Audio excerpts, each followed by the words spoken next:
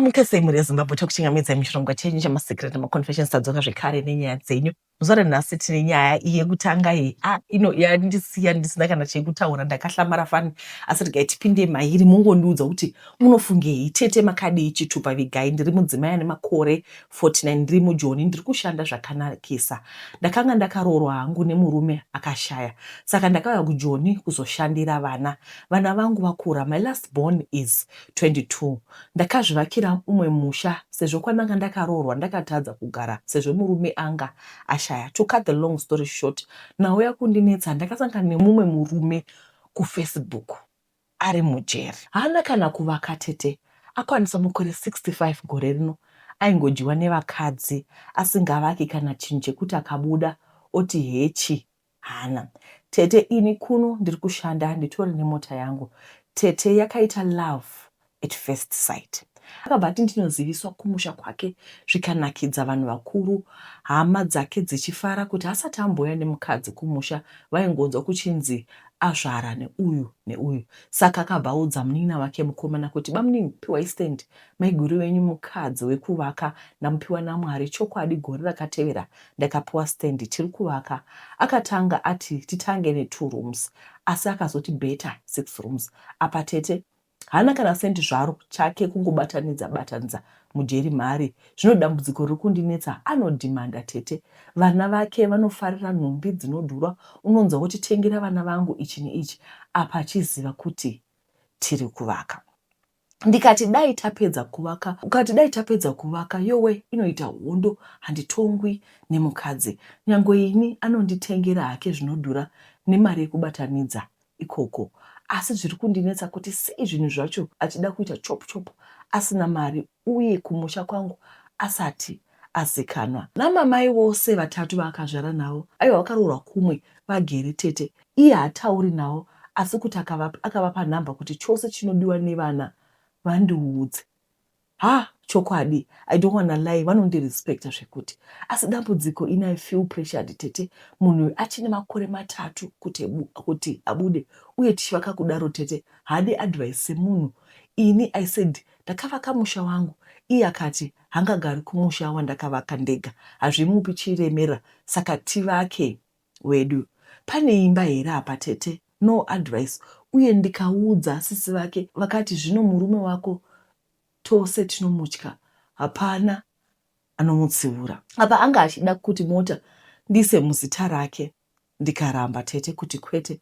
Akapedzisira anzwisisa. Somehow I feel like ari kundibata kuti ndikaisa mari yakawanda mumusha wake handizomurambi, handizoendi. Zvino it's killing me nekufunga kuti kondikafa achapa here vana vangu rimwe simba rangu, kana kuti anenge afuma ndiye nevana vake. Dzimwe pfungwa dzangu dzavakufunga kuti red flags idzi simba rangu richapera mahara, ndidzokere hangu pamusha wandakavaka ndega and develop more to my home. Ndibetserei shave rekusada imba here. I'm just confused.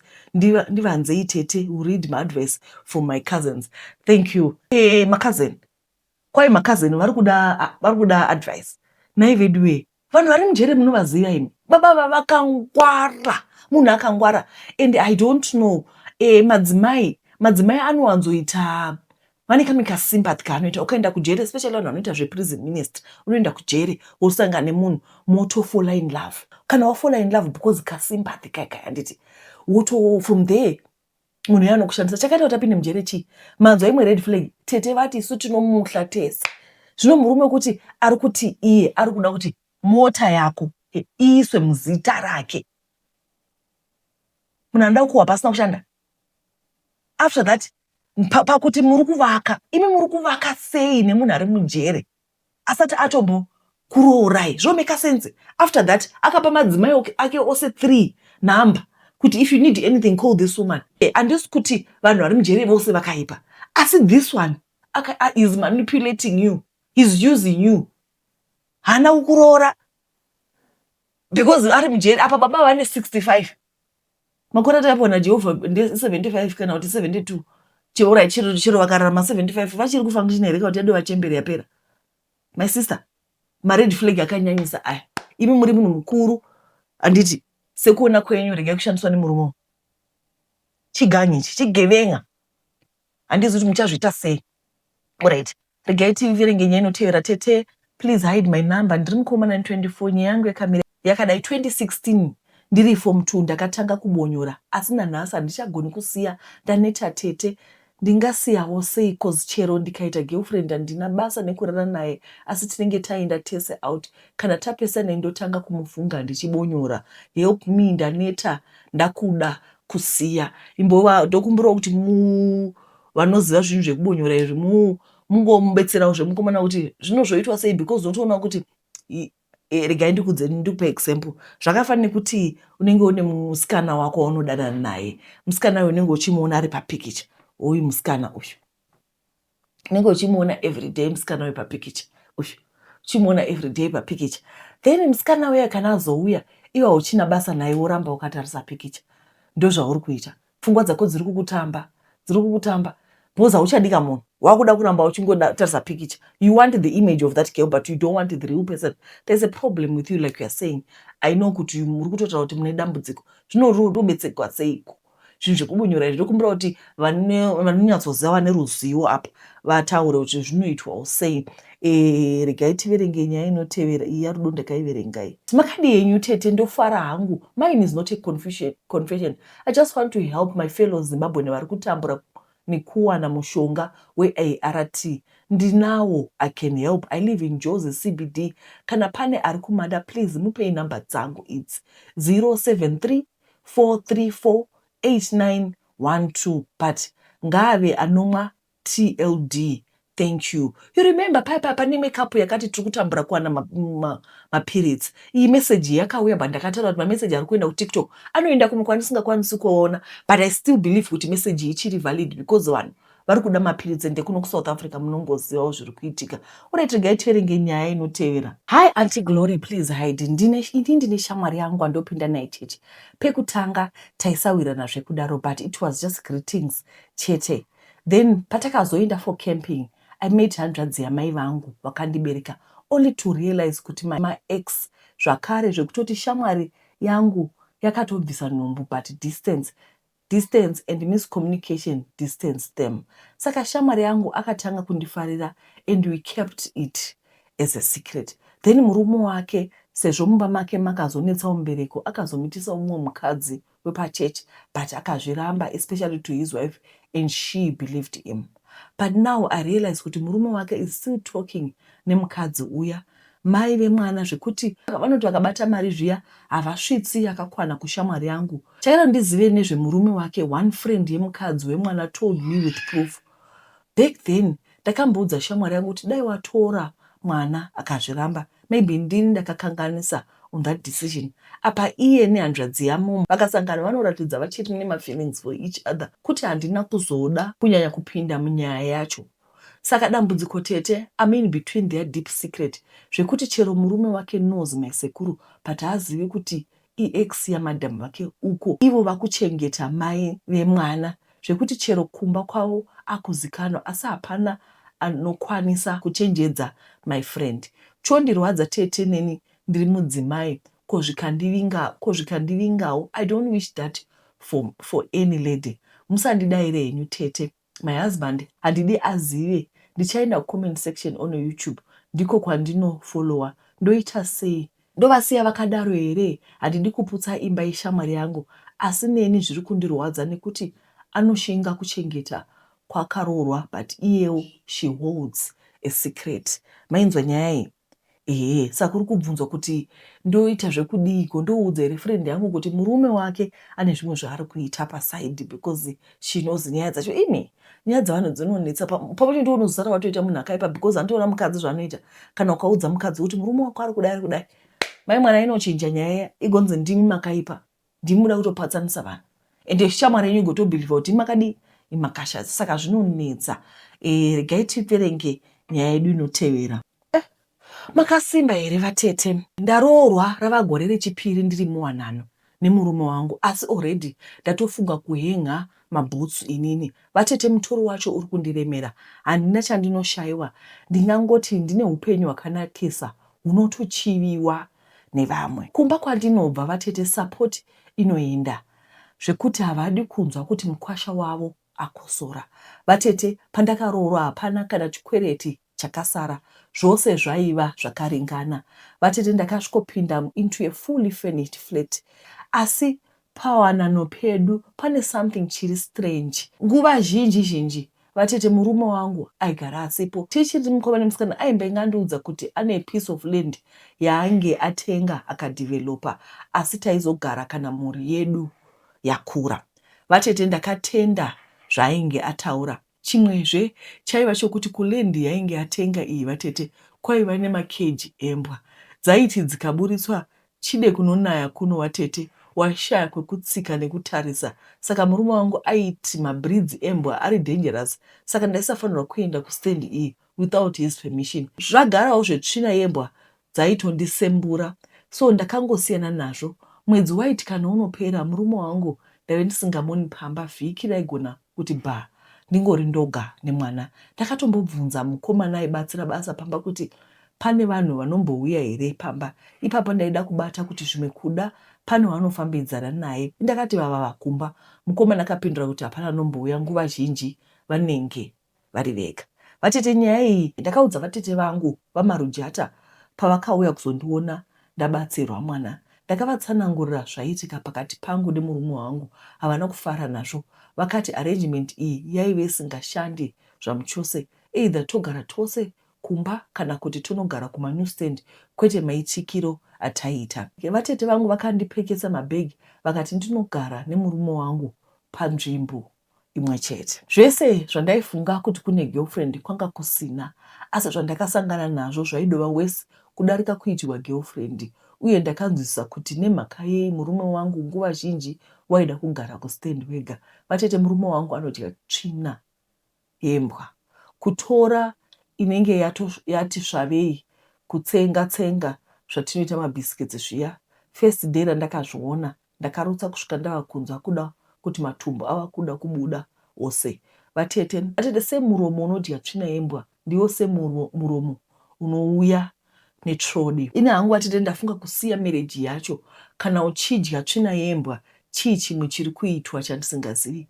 Kudya tsvina yembwa iyi kurumba here or eating disorder. Ndambotaura pandatanga nyaya yekuti panhau dzemari iripo uye ini ndinotorera masoft life, asi mukombe wacho ngaundipfuure hayo, ndazvitadza ini. Apa murume wangu anenge aine support yefamily yangu, ndoziva kuti vanogona kumusapota ini ndichiitwa munhu akashata.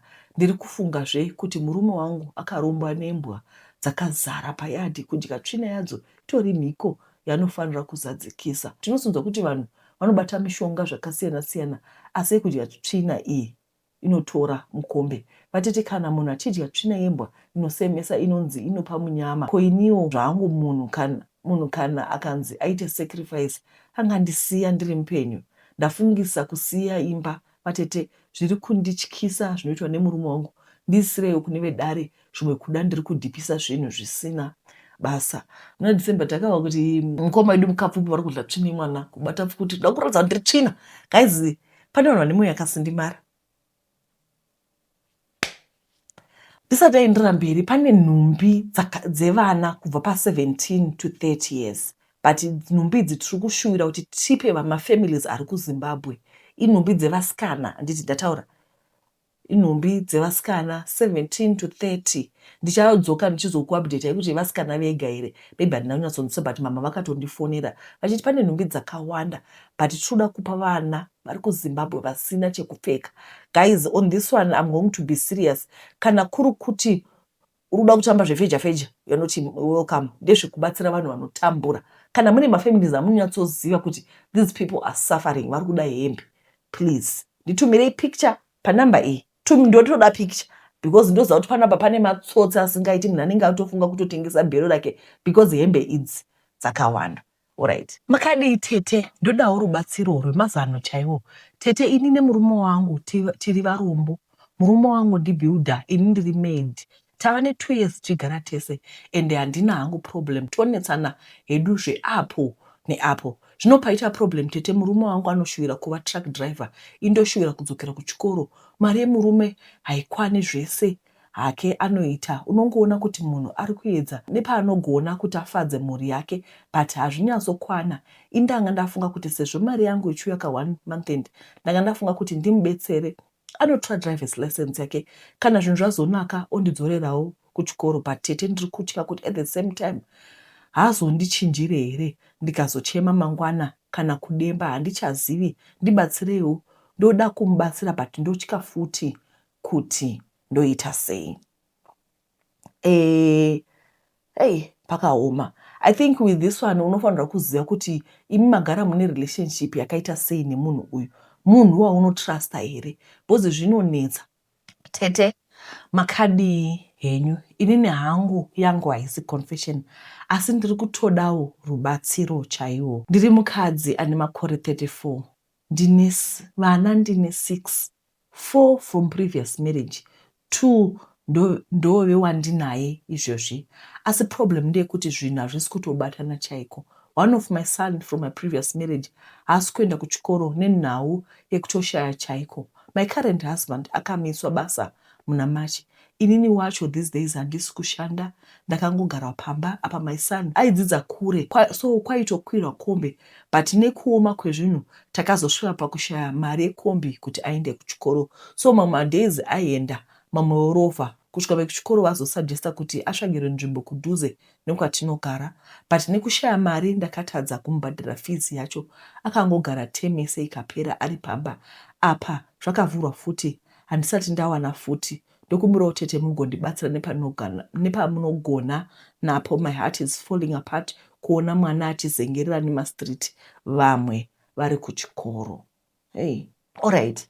Iyi nyaya yakatumirwa muna August, and it means kuti up to now haasati atanga kuenda kuchikoro mwana. Zvakare ndiri kukumbira kuti sezvo taverenga nyaya iyi mouya nezvichemo zvenyu, aiwa load yacho yakatoti wandira, hatisi kukwanisa kuendesa vana kuchikoro. Ndoziva kuti pane vanhu vakawanda vanotaura kuti neniwo ndokumbirawo hatina masponsa, hatina vanhu vanogona kuendesa vana kuchikoro. Asi pane macases ekuti unochiona kuti iyi yazonyanyisa, handiti imbotiregererai zvedu, ndokumbira kuti mutiregererewo. Tete, makadii post as Heidi, nyangu yakamira yakadai. Ndakaroora, ndane 13 years mumarriage, nevana ndakatochatawo. Asi pandakachata zvinhu zvaifaya mumba, ndaisashotesa zvinhu kubva mukuchengeta mhuri yangu. Mari padzakanyatsobatana, ndakamboita musikanzwa kunana 2014 to 2016 ndichireva kuita magirlfriends. Mudzimai wangu aitondibata ndichimukumbira ruregerero with gifts. Ndakazotendeuka pamabasa iwawo. Basa rakati rakuramba kutamba, zvinhu zvikabva zvaoma. Ndikafunga kumbochengetesa mhuri yangu kwana ambuya, mai vemudzimai wangu, nekuti ndanga ndakufunga kufamba kutsvaka basa. Kumbawo kwandoberekwa situation was tough, zvekuti ivo vabereki vangu ndaitovaremedza, vaitarisira kwandiri. Mukadzi wangu aiva ari patight panguva iyoyo. Pakazoti fambei chinguva, ambuya vangu kwakuirana nemwana wavo kumuendesa kuchikoro, kucollege. Zvaive zvisina kushata nekuti I understood that was also good for all of us. Tete, mukadzi kana akudzidza anoshanduka. Ndakatanga ndichirota hope, ndikatanga kuita ndichibata mameseji, munhu ari kutoita zvemaboyfriends. Mai vake nekune rimwe divi vange voratidza kuti vari kusapota kuti aite move on. Ini ndiri busy kutsvaka basa tete, ndaizama asi basa risingatambe. Qualifications angu and type of job, it's so easy kuruwana, asi ini ndaishaya basa. I'm a qualified technical guy, so I had hopes kuti ndoriwana. Makore akafamba, zvekusvika 2023 pasina zviri kubuda.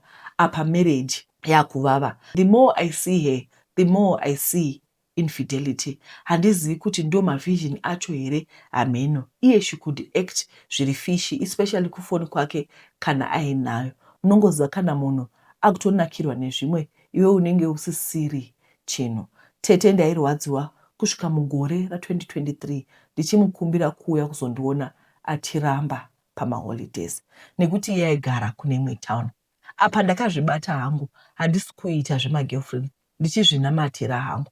Munongoziva kuti kana wakamira pana Mwari chaipo, you become a threat to the devil. Tete ndakasvika panguva yekunzwa kuda mukadzi nekuti ndaisvika pakuita 6 months chaidzo no kudya bota, ndakazvibata semurume. Ipapo unenge warwisa chaizvo.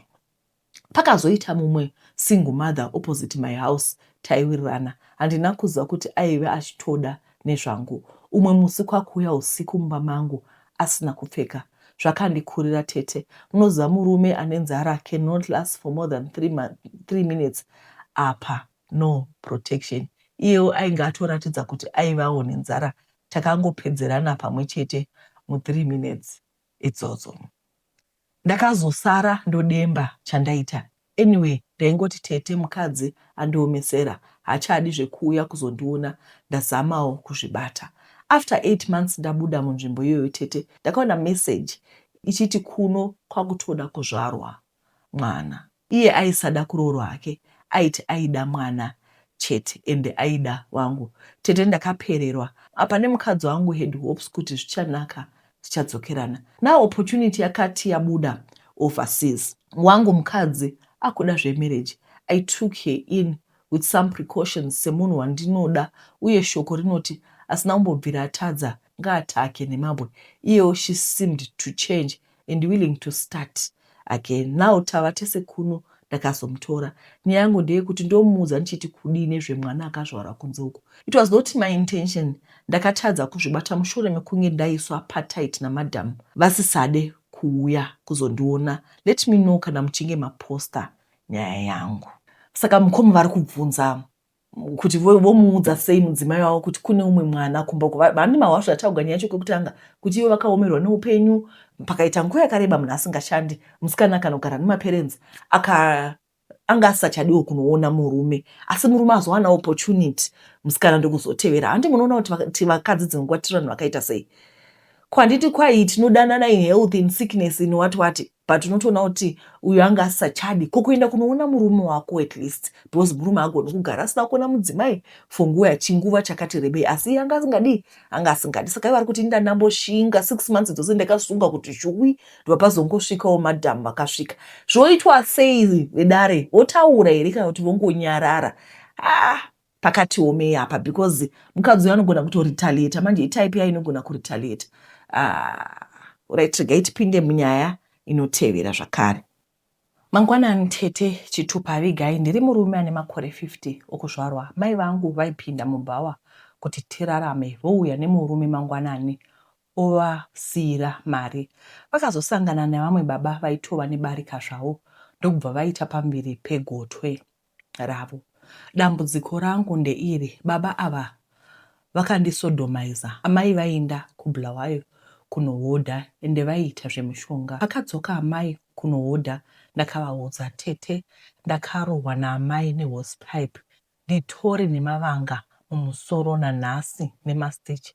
Fast forward, pandakatanga kuda nevasikana ndairota amai ndichiita navo bonde. Tete nanhasi handigoni kufadza madhamu mumba, tongoita ka1 chete in 3 months. Mumwe musi vauya kuzotishanyira vakabvunza adzimai kuti murume wako anogona bonde here, koinotomirawo here, meaning sikarudzi yangu. Tete amai vatori senior prophet muchechi yekuMalawi ende vanondisvibisa zita kuti ndine makono. Handina anondida kusaidire kwavo. Apa vava kutorekruta hanzvadzi yangu kuti indivenge. Ndofawo here ndakadai, mwana wevanhu atongojaira kufa nehavi, ndibatsireiwo, ndapota. Zvakaoma hazvo. Vana amai zvavanoita mudzimba umu. Nai vana amai, vana votizira kupi nai vedu ve. Saka mukoma vati ivo vane 50, he is a 50-year-old man. Zvakaoma shuwa, vakagadzira mwana. Handiziva hangu kuti vane any idea kuti zvingaitwawo sei, tovabatsira sei mukoma. Makadi tete ndashaya kuti ndonyorera kupi, but I hope you get this message. Ura tisataendera mberi, kune vanhu vazhinji vanogara vachitsvaka namba dzangu, ndogara ndichidzisiya. Ndichaisa namba dzangu idzi, ndopa munotumira maconfession enyu, handiti namba ndidzodzi. Ndiri mukadzi ane 31, asi ndashaya zvekuita nemukadzi ane vana vake 3. She's married pamutemo. ini ndiri mukadzi ane 31 asi ndashazvekuita nemukadzi ane vana vake 3 and she's married pamutemo, but ahead kuti murume wake akamuramba akamudzosa kuZimbabwe, vaigara kuAustralia nenyaya yechihure. Mukadzi uyu anonzi Ningi, hazvina basa tiri taurai zita rake. Akatanga kurara nemurume wangu aine mwana ane 2 weeks dzekuzvarwa. Ndakazvibata pamameseji ndikamutsiura akaramba. Iye zvino tete ndafunga kuuraya chaiko. Vanotuka imbomirai, ari kuda kuparadza imba yangu nekuti yake yakaparara. Ndiri kutsvaka vanobatsira kana vanoza mushonga. Ndoda kuupfudza mukadzi uyu. Akatombondisungisa achiti ndati ndoda kumurova. Kana une hama yako yaigara kuAustralia ine surname inonzi Chavarara, hapana kumira zvakanaka, muchaurayiwa nenyaya dzavarume vevanhu. Siyanai nazvo. Vigai zita neID. Anti ndiri mudzimai ane makore 18. Ndakaroorwa last year. Ndisati ndaroorwa ndairwara kunge munhu anopenga. Hama dzangu dzose dzikandiramba. Ndaigara kumusha kwana mai. Hanzvadzi nababa vakabva vandidzinga. Ndikaenda kuna tete vachiti vanondirapisa. Ndoenda kuchikoro, ndikasvika vakatanga kundishungurudza. Apa baba ini handivazivi, vakarambana namai. Zvadaro ndave nemukomana wangu tete. Zvinhu zvakaoma. Kana usina nomira newe, mukomana akatanga kundirapisa kusvika ndapora, ndokundiroora. Murume wangu uya ndimakanika, ane umwe waanoshanda naye akandirepa. Apa murume haudziki zvinhu, ndotya kurambwa. Friend yake anongoti murume wangu akaenda kubreakdown, anondithreaten achiti ndomuudza murume wako. Ndodi haana kundinyenga munhu uyu, handidanani naye, ndodi wedwe. Izvi zviri kuitika handisi kuzvida. Murume wangu akazviziva ndorambwa. Ndoindepi? Amai vane umwe murume havandidi, baba handivazivi, ndodi chihure handichidi. My sister, I'm going to tell you something. I want you to be stern. You understand me? Ndoziva kuti zvamuri kunyora mune relationship yakanaka nemurume wenyu. Ndiye murume wenyu akakuendesai kuchipatara akakuroorai. This guy wants to destroy you. Next time akauya kuzoda kukubata chibhero, muudze kuti I am tired. Look at him. Muri kunzwa mutaurise mumasi mumudze kuti I am sick and tired of your behavior. Ndiri kuenda mumapurisa right now. Ende iye zvino zvaanoita, akauya akada kubata, tengai marekodha. Handiti murekodhei, mapedza mumudze kuti ndiri kuenda mumapurisa right now. Handidi unhu wako behavior yako, uri munhu akaita sei? Nei, munhu akaita sei? Zvariri basa chairo. Muudze madzimai, ndoziva kuti pampachiona unenge uchingoti, ini ndiri munhu akanyarara, ndingangodiwa kaisa musoro. No, stand up for yourself and tell him kuti I don't like this and I'm going to report you kumapurisa right now. Musunge serious, mumuitire imwe serious asati amboona muupenyu, mumutaze mumaziso kudai. Kuzoti wakandirepa iwe, muudze murume wangu. Tell him. Zvariri benzi. Alright. Regai tiverenge makadi tete, please hide my name. Ini ndokumbira kuziva kuti around Kadoma ariko here chief kana mambo vanonyayotonga nyaya. Ndoda kuendako ndiri muSA.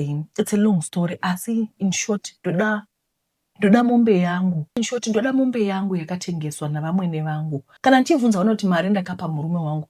Ipapo murume taisagara tese aigara nemwe mukadzi.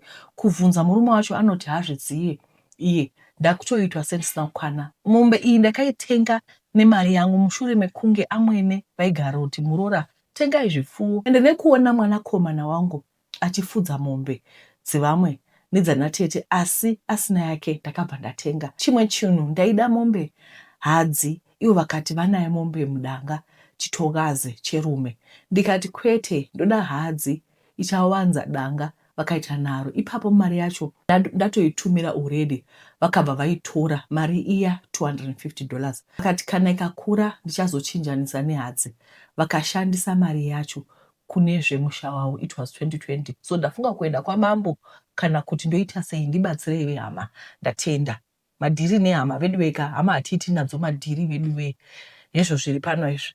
Voitwawo sei? Kwamambo zvechokwadi murooraka ndo zvakatonaka. Do it respectfully. Toende edu kwamambo. Hi auntie, I need help locating my father. My mother died before she could tell me full information about him. Plus by that time I was young and didn't care to find him. But now zvakukosha because ndakuda kuroorwa. Help me, his surname is Fernando. from SAPE. Anyone and information, please contact me. Only give my numbers to those who come forward with information. I'll follow YouTube to see if you've posted, but if you can reply here, I would appreciate it. Thank you. Saka vari kutsvaka baba vavo handiti mashuwa manje chionesa ndechekuti vana Fernando vakawanda handizivi kuti vachavawana here. Regai tione. Guys, ndinokutendai nekuona chirongo kwamaita. Kune vanhu vazhinji vari kuda Got Milk vari kuTikTok vane vachida nhamba. Ndichasiya zvakare nhamba, ndo nhamba dzeGot Milk, but at the moment I think panogona kubuda magaba 5 kana 6 takutozoorder imwe. Vanhu vazhinji vanenge vachida Got Milk, toda Got Milk iripo zvomene. Video ndinokutendai nekuona chirongo kwamaita. Mwari akuitirai zvakanaka. Tichadzoka zvakare. Pane vanhu vazhinji vari kuti toda kutumirai nyaya musarega, tumirai panhamba idzi. Handiti uyezve ndicharamba ndichidziisa because ndoona sekuti muri kuramba muchitambudzika kutsvaka nhamba. Mameseji mazhinji ndiri kuita ndichivaverenga slow. Tichasvika tichapedza ose. Ndinokutendai guys nekuona chirongo kwamaita. Mwari akuitirai zvakanaka. Tichadzoka zvekare nechirongwa chenyu. Kune vanhu vazhinji vari kuTikTok zvakare. TikTok iri kunetsa. Pane vanhu vazhinji vari kuTikTok vanga vachiti makati link yeDiaspora Insurance, but ndaisasiya link yacho. Namoza kuti kuTikTok chero ukaisa link haibudi. Saka ndichasiya nhamba dzaSales Consultant wekuDiaspora Insurance anonzi Talent muda vanhu. Ndokumbirawo kuti mumutumire WhatsApp message and tell him that you got his number from me. Handiti mupiwe quotation dzenyu. Ndinokutendai nekuona chironga kwamaita. Mwari akuitirai zvakanaka. Ndatenda. Bye bye. Leave your family with love and dignity, not financial burden. At Diaspora Insurance, no medical checks are needed, guaranteed acceptance. Cover yourself and loved ones globally for diasporans and family back home. We offer immediate cash payout within 24 hours. Choose how you're remembered with our flexible cover: burial, repatriation, or cremation. Protect yourself and family, peace of mind guaranteed.